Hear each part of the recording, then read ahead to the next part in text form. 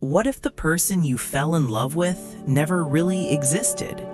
In a small town outside Oregon, a man swears he spent one night with a woman who vanished from every record, every photo, even his memory. Locals say she died years ago in that same motel room, but when he goes back, the light's still on and her voice is waiting inside. They met on a gray Sunday morning when the air smelled like rain and regret. He was sitting at the corner of a diner just outside Portland, staring at his coffee like it held answers. She walked in with wet hair, a red scarf, and the kind of quiet that turns heads without trying. He looked up once, just once, and something in that glance felt like déjà vu, the kind that hurts. The waitress, Brenda, refilled his cup, asked if he wanted another pancake. He didn't answer. His eyes were still on the woman at the counter, the one who ordered black coffee and held the cup with both hands, as if trying to keep herself from shaking.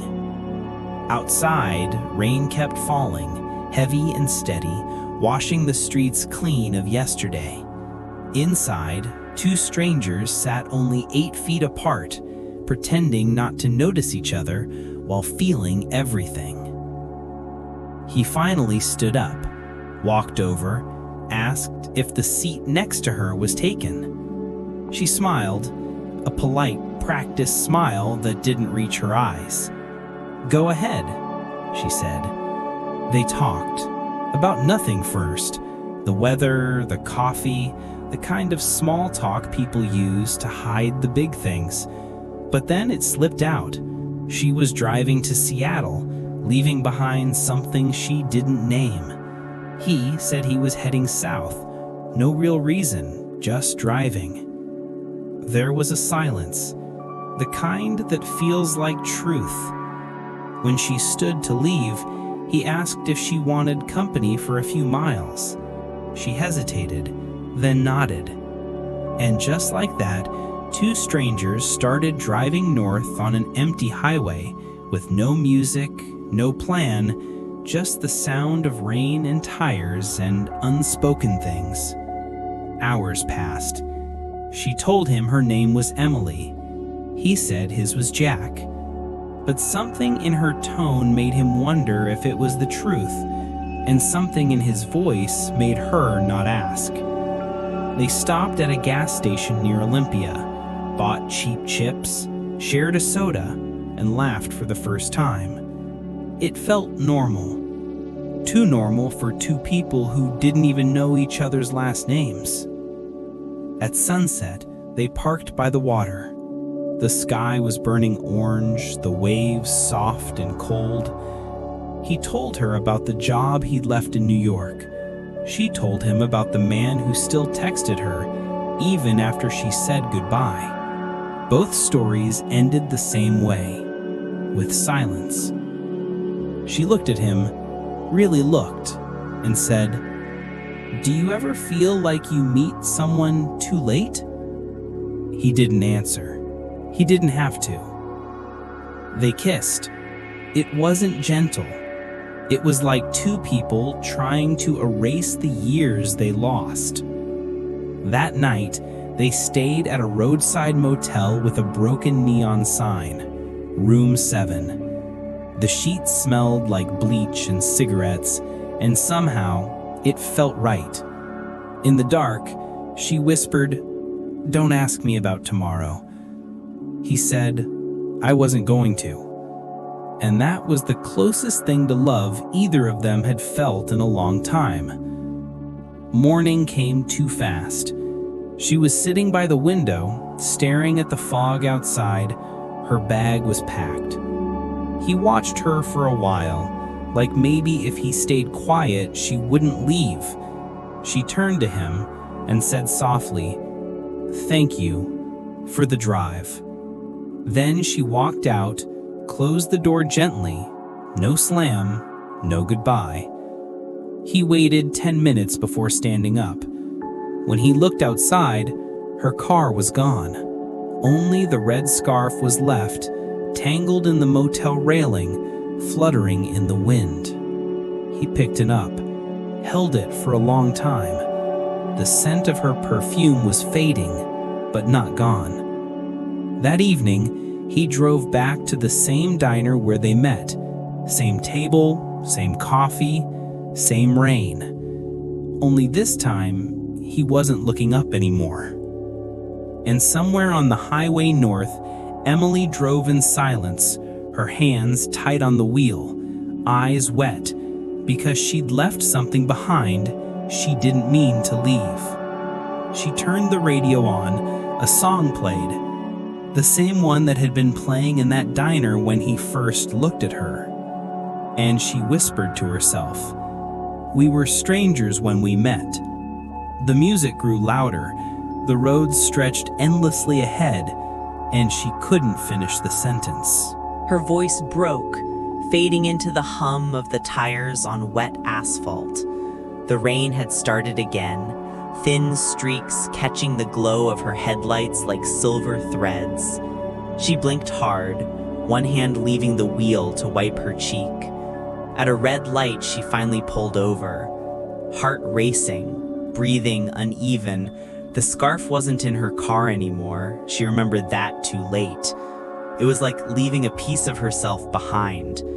She reached for her phone, opened his contact, but there wasn't one. No number, no last name, no way to find him even if she wanted to. A horn blared behind her. The light turned green. She pressed the gas, eyes fixed on the dark stretch of road ahead. Miles away, Jack sat alone in that diner booth again. The coffee had gone cold. Brenda, the waitress, gave him a soft, knowing look. "Rough day?" she asked. He almost laughed. "Something like that," he said. Outside, the rain let up, leaving the streets slick and shining under the streetlights. He walked out, hands in his jacket pockets, and looked up at the gray sky. It smelled like her perfume still, faint, impossible, imagined. He drove without thinking, following the same road north, past the same gas station, the same rest stop, like maybe the road itself remembered her. And somewhere between the miles, the exhaustion, and the silence, he realized he didn't even know what he was chasing. By midnight, he stopped at a viewpoint overlooking the city lights. Seattle twinkled below, a sea of brightness and stories he wasn't part of. He rested his head against the steering wheel, closed his eyes. For a moment, he almost heard her voice again. "Don't ask me about tomorrow." But this time, he whispered back, "Then what about tonight?"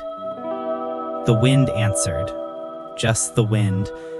He started the car again, drove until dawn painted the horizon gold, and at a small coastal cafe in Bellingham, he saw her car parked outside. His chest tightened. He stepped out slowly, like the air might break if he moved too fast. Through the window, she sat by herself, coffee cup in hand, staring out at the ocean. Same red scarf, same silence. He froze, watched her laugh quietly at something the waitress said.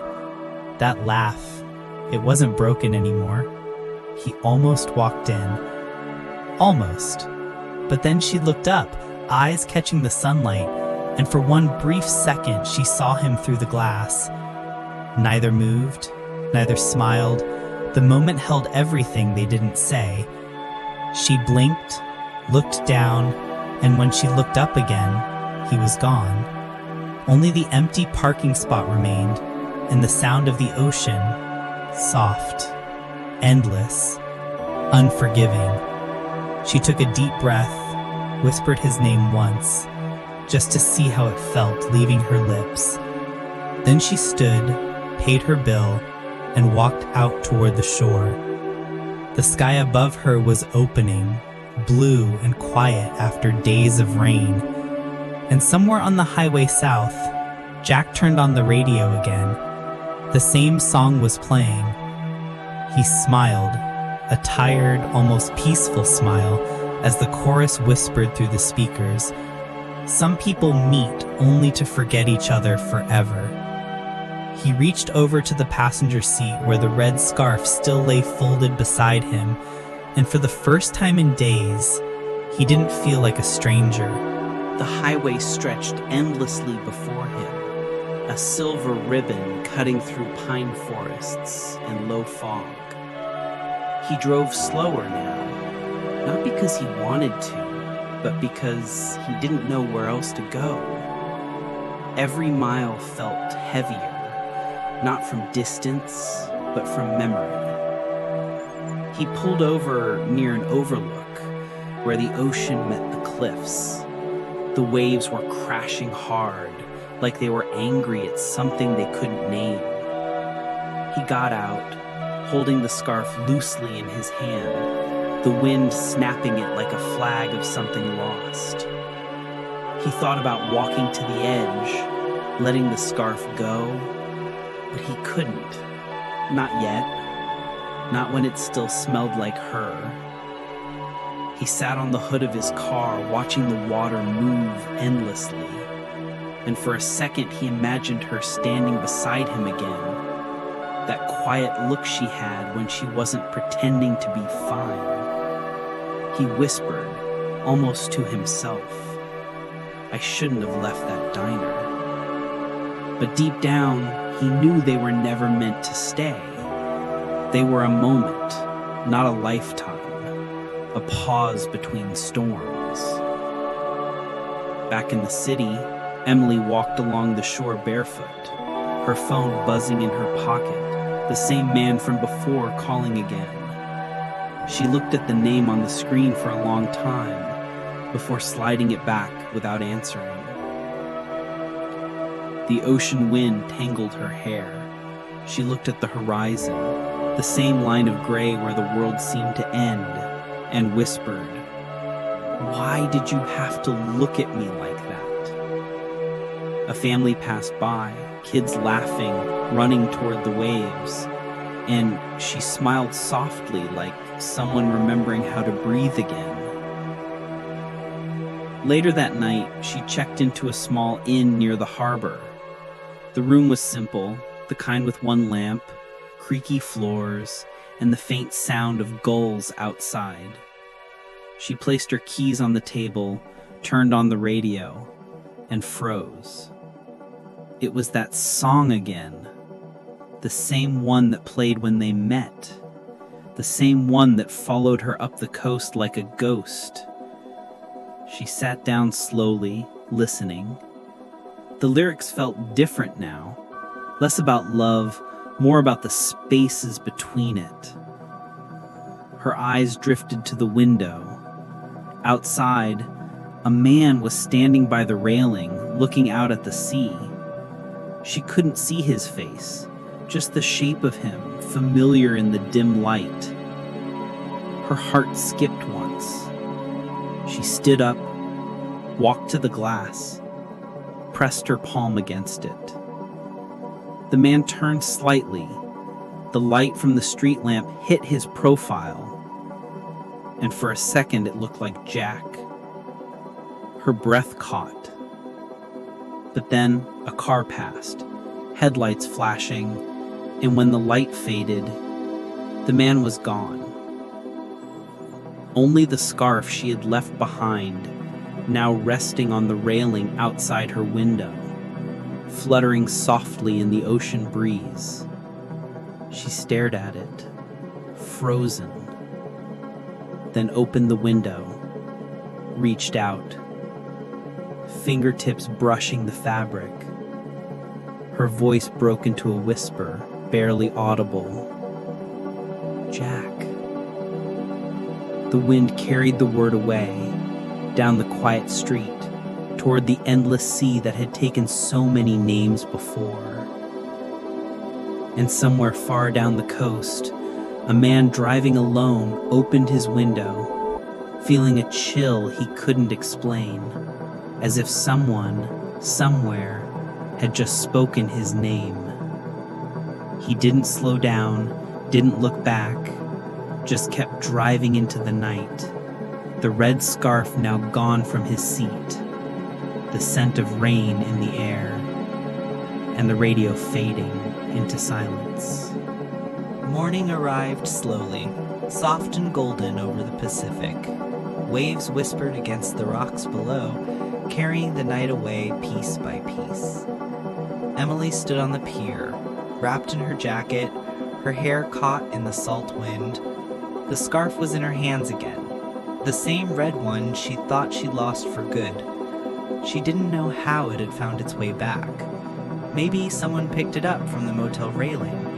Maybe it was never really gone. But there it was, warm in her palms, like a quiet reminder that not everything left stays lost.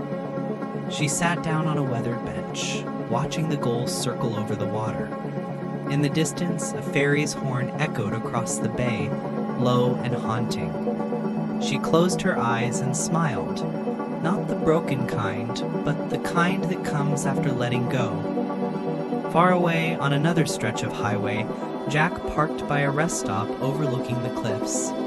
He hadn't meant to stop, but something in the light made him pull over. The morning fog was lifting, and the sea below shimmered like glass. He reached into his jacket pocket and found something small, a folded napkin from the diner. On it, written in smudged blue ink, were the words she'd scribbled that first night. "Don't ask me about tomorrow." He laughed softly, shaking his head.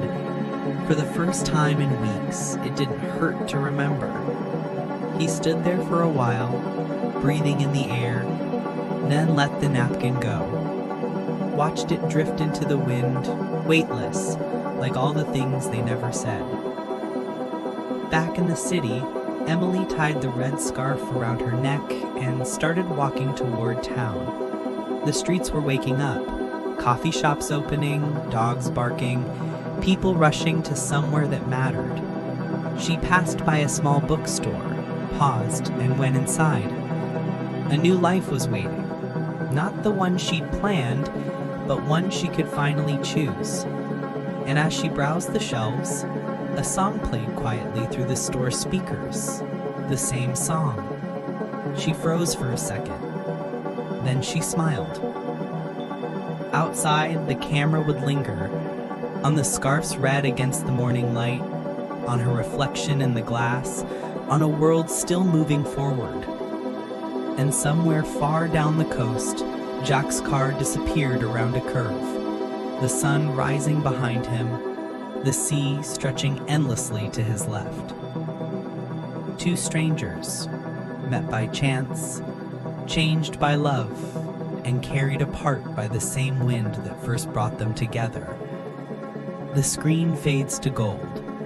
Not dark, not sad, just the color of something once beautiful that knew when to end.